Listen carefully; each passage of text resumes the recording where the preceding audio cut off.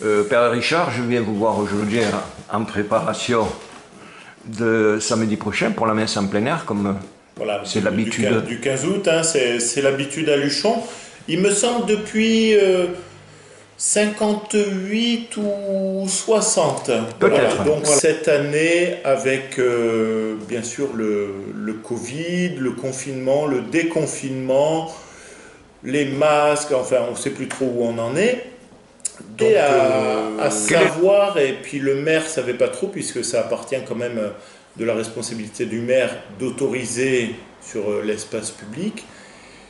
Et finalement, il a donné son accord, alors avec des restrictions quand même, puisqu'on est dans cette période, on va dire, marécageuse. Pour le moins. Pour le moins, voilà, on ne sait pas trop où on avance. Ça sera bien sûr au quinconce, 10h30, voilà, comme chaque année en fait.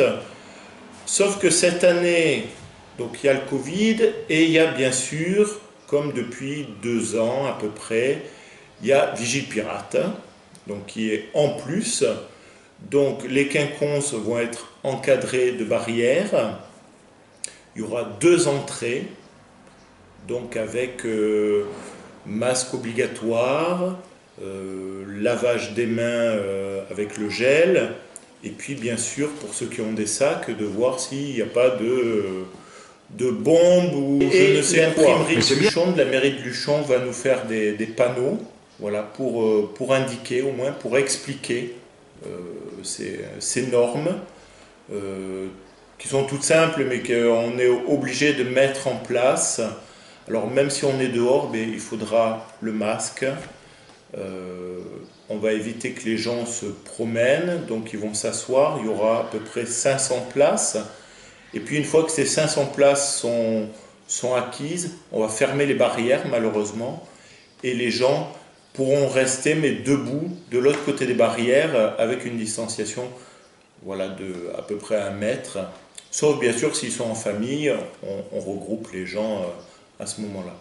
Et puis pour tout ce qui est communion, quête, mais nous on va mettre en place un service pour que ce soit les gens qui donnent la communion, qui amènent le panier de quête, qui se déplacent et non pas les gens qui viennent autour du kiosque. Voilà. C'est un peu les normes, c'est un peu particulier malheureusement cette année, mais si vous rentrez dans l'église de Luchon, j'ai mis un panneau où j'ai mis il y a des normes à respecter. Si vous ne voulez pas que je vous enterre prochainement, voilà, parce que la maladie est là, malheureusement. Et puis, on a des personnes qui sont fragiles, qui sont âgées, donc il faut prendre soin d'elles, même si on a 20 ans. Donc vous fêtez en même temps, bien évidemment, les guides. Alors ces guides-là, soient-ils guides à pied ou guides à cheval, en fait? Alors, c'est les deux, hein. C'est vraiment cette tradition de fêter ce qui a fait un peu Luchon, en fait.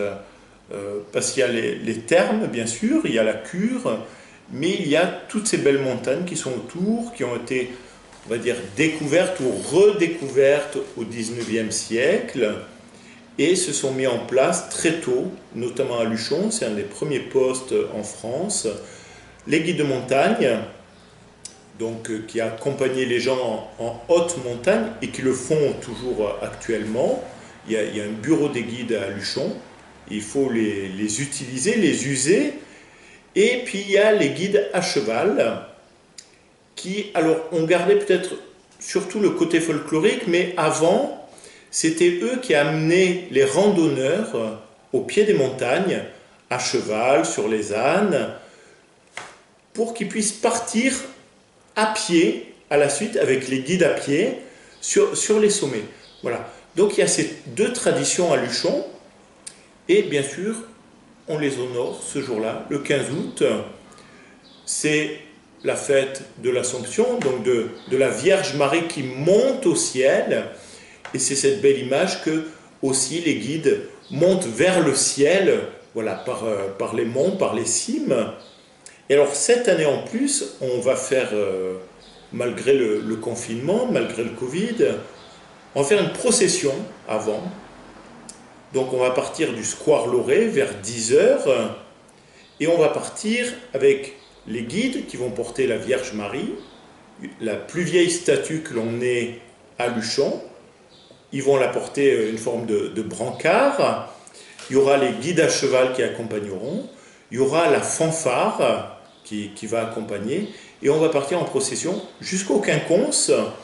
Et là, par une autre porte que l'on aura faite entre les barrières, ils passeront et on s'installera, voilà, pour éviter que tout le monde se croise. Mais voilà. Est-ce que c'est à l'image de ce que vous avez organisé à Haut?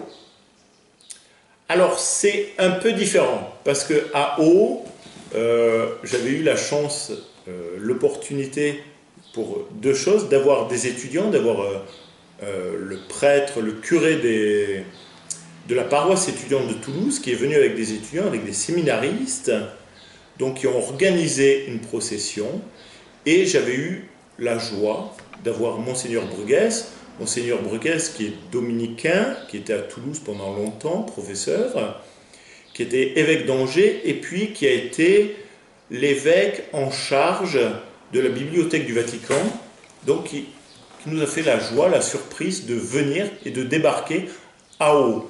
Donc à Haut, on a eu la messe, comme si c'était la fête, mais il n'y avait pas de fête.